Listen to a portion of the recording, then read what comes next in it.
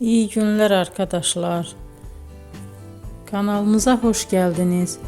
Bugün sizler için iki sevilen oyuncularımız Can Yaman ve Demet Özdemir'den yepyeni videolarını fanları için hazırladık. Onlar Erkenci Kuş dizisinde rol almış ve sevgili olmuştular ve bir süre sonra yollarını ayırdılar.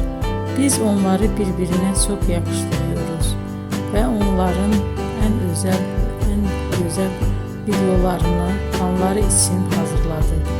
Arkadaşlar, emeğinize saygı olarak yorum yazıp abone olmanızı diliyorum. Herkese iyi günler. Hoşça kalın.